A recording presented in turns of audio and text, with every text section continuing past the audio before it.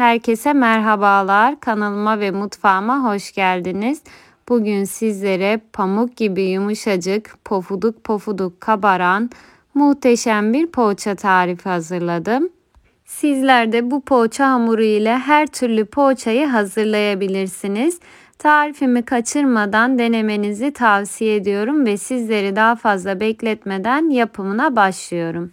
Hamurum için öncelikle elimi yakmayacak derecede ısıtmış olduğum 500 mililitrelik ılık sütümü yoğurma kabıma alıyorum.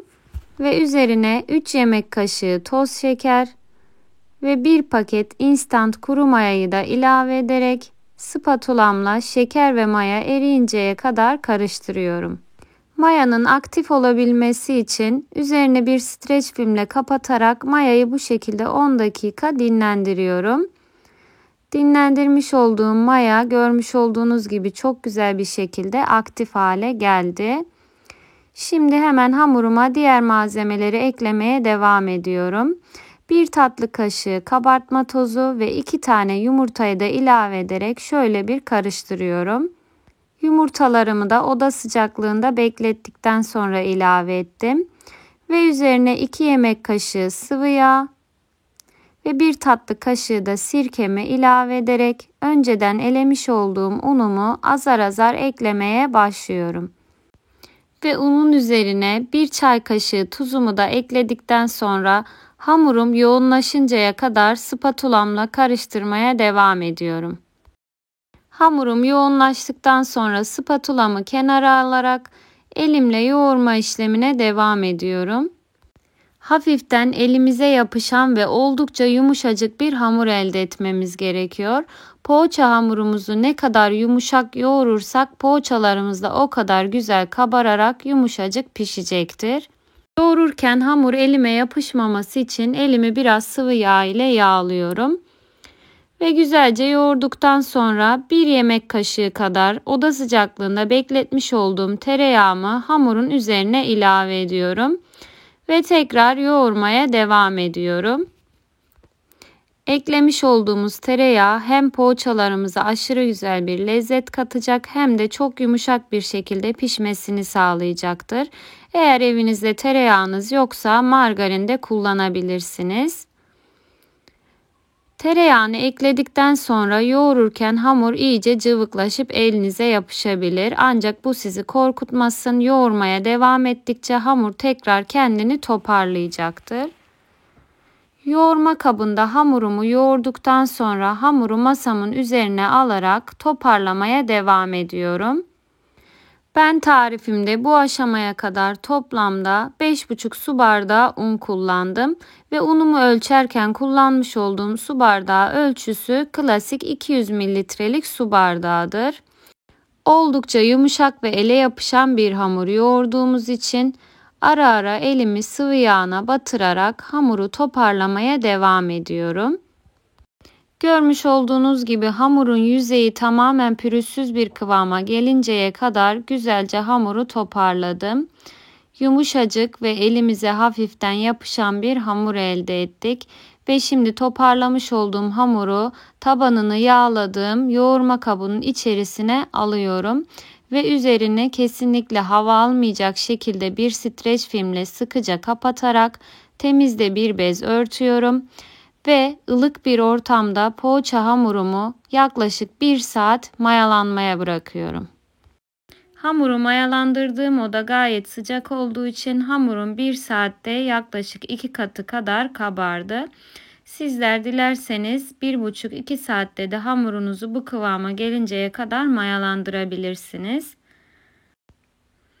Gerçekten hamurun ne kadar güzel kabardığını sizler de ekrandan görebiliyorsunuz. Şimdi hamurun maya kokusunu almak için güzelce toparlıyorum. Hamurun yüzeyi tekrar pürüzsüz hale gelinceye kadar masamda güzelce yuvarlak bir formda toparlıyorum. Ve bu şekilde hamurumdan parçalar bölerek 12 eşit parçaya ayırıyorum. Hamur kesme aparatıyla kesmek yerine bezelerimi bu şekilde ayırmayı tercih ettim. Bu şekilde ayırdığınızda hem daha eşit parçalar elde etmiş oluyoruz hem de hamurun havasını içine hapsederek yüzeyinin daha pürüzsüz bir görüntüde olmasını sağlıyoruz. Ve şimdi ayırmış olduğum hamur parçalarını avuç içimde bu şekilde yuvarlayarak yüzeyi pürüzsüz bir şekilde bezeler haline getiriyorum. Ve hazırlamış olduğum bezeleri altına yağlı kağıt sermiş olduğum fırın tepsime yerleştiriyorum. Yapımı gerçekten çok kolay bir poğaça tarifi oldu. Ben bugün sade hazırlamayı tercih ettim. Ancak aynı hamurdan sizler dilerseniz peynirli olarak da poğaçalarınızı hazırlayabilirsiniz. Şimdi hazırladığım poğaçaların üzerini temiz bir bezle kapatarak oda sıcaklığında 40 dakika tepsi mayasına bırakıyorum. Bütün bu mayalandırma aşamalarına dikkatle uygularsanız sizler de evinizde bu şekilde pofuduk pofuduk güzel kabarmış poğaçalar hazırlayabilirsiniz. Şimdi mayalandırmış olduğum poğaçalarımın üzerine 2 yemek kaşığı süt ve 1 tane yumurta sarısını karıştırarak güzelce sürüyorum. Bu poğaça tarifi garanti tariftir arkadaşlar. Gönül rahatlığıyla kahvaltılarınıza, akşam 5 çaylarınıza kolaylıkla hazırlayabilirsiniz. Hamurunu akşamdan yoğurarak sabah direkt fırına vererek sıcacık poğaçalarınızı tüketebilirsiniz. Bu arada ben yumurta sarılarını sürerken fırınımı da ısınması için 180 dereceye alt üst ayarda ayarladım. Ve şimdi yumurta sarılarını sürdükten sonra ben poğaçalarımı sade hazırladığım için biraz renklendirmek istiyorum ve beyaz susamla poğaçalarımın üzerini süslüyorum. Sizler hiç süsleme yapmadan da pişirebilirsiniz poğaçalarınızı veya çörek otu, kavrulmuş susamla da süsleyebilirsiniz. Sizin tercihinize kalmış bir şey. Son dokunuşunu da yaptıktan sonra artık poğaçalarımı pişmesi için önceden ısıtmış olduğum 180 derecelik fırınıma götürüyorum. Poğaçalar benim fırınımda toplamda 25 dakikada pişti. Sizlerin kullanmış olduğu fırının markasına göre bu pişme süresi farklılık gösterebilir. Bu yüzden poğaçalarınızı alt üstü kızarıncaya kadar kontrollü bir şekilde pişirmenizi tavsiye ediyorum. Poğaçalarımın ilk sıcağı çıkması için 10 dakika dinlendirdikten sonra iç dokusunu da sizinle paylaşmak istiyorum. Görmüş olduğunuz gibi altı da üstü de aynı oranda altın sarısı gibi kızardı.